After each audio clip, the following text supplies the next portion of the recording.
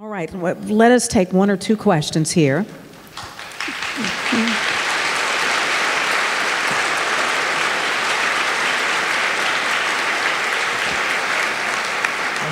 Miss Eva, such a privilege. All right, let's see here.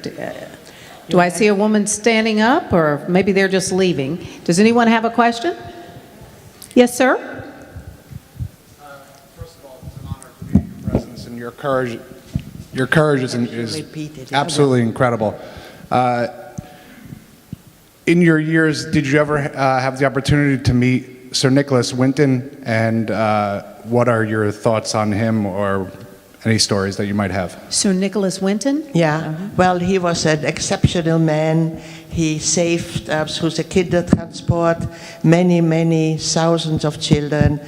Britain took in 10,000 children from Germany, Austria, and Czechoslovakia, which is, of course, wonderful. But on the other hand, I thought, they could have taken the parents as well, because those children, from 3 years on, they got a nameplate, were separated from the parents. The children couldn't speak any English. The host people who had accepted those children didn't speak any German. The children had no idea what happened suddenly to them, Yeah. And most of them never ever saw their parents again. So at least those children were safe, but it was a very, very difficult, traumatic experience for them. But he saved so many. Is there another question? Yes. Yes, well, first of all, it's hard to talk without getting emotional. Mm-hmm. Thank you so much for speaking with us. I give tours at our Houston Holocaust Museum, and sadly, many of our survivors who came to Houston are dying because the average age of survival of a camp, if you survived, was 16. So I'm so happy that you're alive. Thank you. You are too, I'm sure. Yeah, I am too. Yes.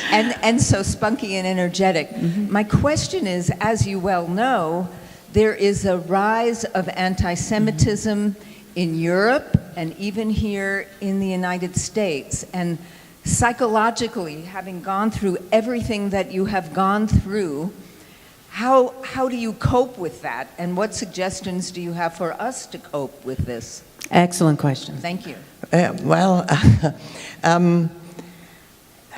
It's very difficult to answer because, I'm not a politician or anything like that. Mm-hmm. But I live in London since 1951, and yes, there is a little bit of anti-Semitism. But on the other hand, anti-Semitism has always been, and it will never completely disappear, but I don't think we have to be afraid for our lives. I know in France, many, many people buy in Israel already apartments just in case they have to escape. But now that we have our own country, I don't think this will ever happen again, anything like that. So you're more hopeful now than you were? Yeah, I'm not pessimistic about anti-Semitism. Let's take one last question, if there is one. Yes, sir. My goodness. Hi there. Do you have a question, young man?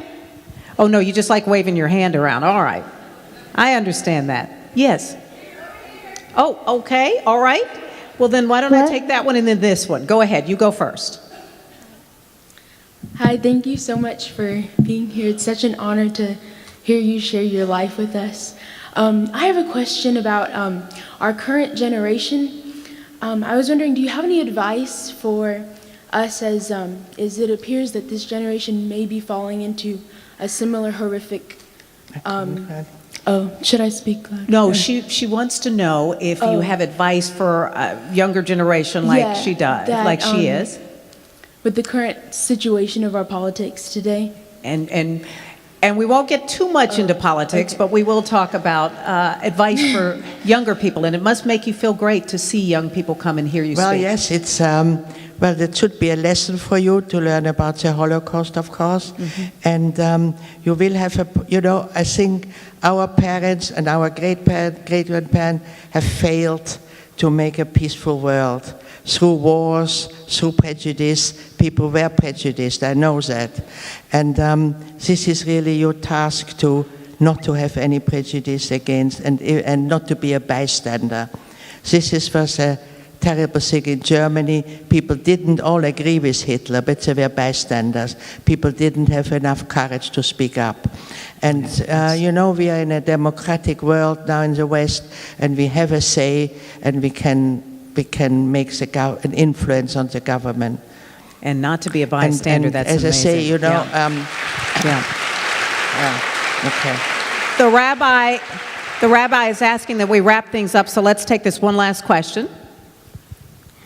At the age that you're at, how do you feel after all that you've been through, how do you feel at dying now? Because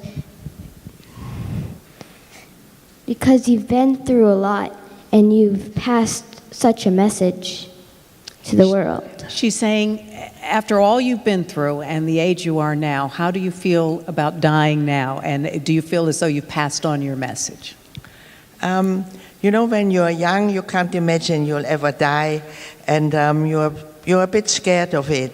But when you get older and everything starts not to work so well, you realize this is what life is about. You come and you go again.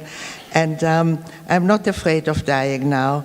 And I don't want to yet. I'm not ready yet. But, I think when my time comes, I'll be ready.